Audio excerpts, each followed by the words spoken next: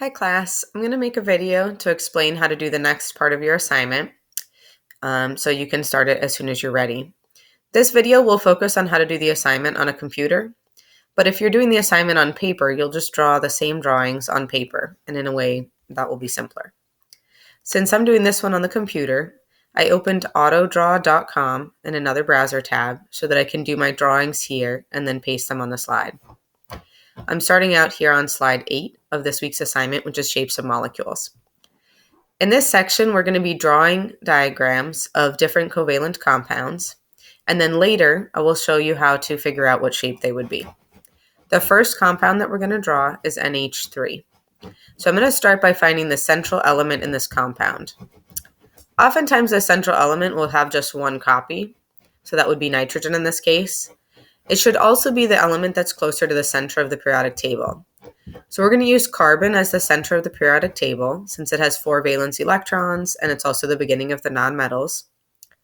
Nitrogen is very close to carbon. It's here in group 15. Hydrogen is all the way over here in group 1.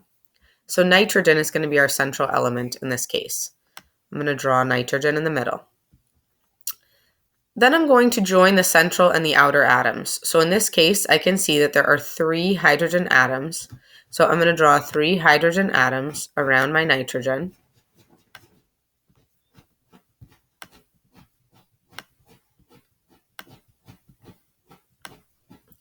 And since we don't know the shape of this molecule yet, I would just recommend to space out the outer atoms as far away from each other as makes sense. Or consider that there's usually like 4 regions around the central atom, and you could draw 1 hydrogen atom on each of those sides. So top, bottom, left, or right. Since there's only 3, I left the space at the top blank. Then I'm going to connect the nitrogen to the hydrogens using a bond. A bond just represents a pair of electrons that in this case are shared between the nitrogen and the hydrogen atom. So I found the central atom. I drew the outer atoms and I connected it to the central atom using pairs of electrons or bonds. The oxidation number can also be a tip for finding out how many bonds you expect the element to have. Hydrogen's oxidation number is 1, so we expect it to just have 1 bond, whereas nitrogen's oxidation number is -3. That's the charge it would have as an ion, and so therefore it has 3 bonds. You don't need to include that step, but some people like to, just to check their work. The next step you need to calculate the total number of valence electrons in this compound. So I'm going to write the formula down here at the bottom, just so I can show how I would do that.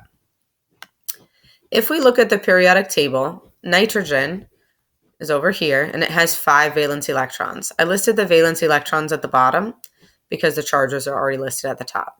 So nitrogen has 5 valence electrons. It's in group 15. You might remember that from earlier this year. And I'm going to add that to the valence electrons that hydrogen has. Since there are 3 hydrogen atoms, I need to multiply the valence electrons for hydrogen by 3. If I look at the periodic table, hydrogen is in group 1, which means that it has 1 valence electron. So I'm going to add 5 plus 3 times 1, and then I get 8. 8 is the total number of valence electrons that should be included in my picture. So I did step 3. And then finally, step 4, I need to add electrons so that I'm using all 8 valence electrons, and so each atom in the compound has what it needs. So in this case, I already included 3 bonds. Each bond counts as a pair of electrons, so 2 electrons. We have 2, 4, 6.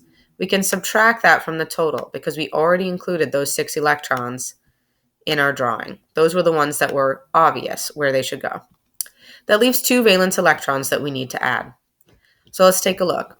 Nitrogen wants to have 8 valence electrons. If we count the bonds, nitrogen currently has 2, 4, 6. So nitrogen needs 2 more electrons. These electrons are going to be a lone pair that we just draw up here on the top. So that's the last pair of electrons for nitrogen. So we've used our final 2 valence electrons. Let's make sure that hydrogen also has what it needs. Hydrogen is in group 1, and hydrogen wants to be like helium. So hydrogen is the only element that we're going to discuss in these activities that just wants 2 valence electrons. So hydrogen has 2, hydrogen has 2, and hydrogen has 2. Notice because they're sharing the electrons, the bonds count for both atoms. The atoms on either side of the bond get to count that pair of electrons, which is why it seems like, they're able to get what they need, even though they didn't have what they needed at the beginning. And by sharing those electrons, they do have what they need. So my last step is going to be to take a screenshot. I can just take a screenshot of the diagram. You don't have to include the work for the valence electrons, although you can. And then I'm going to paste it over here on this slide so that when I check your work, I'll be able to see that. If you're working on paper, just go ahead and draw in that section, and you can do your scratch work at the bottom like I did here. So try that example, and then when you're ready, move on to the next video.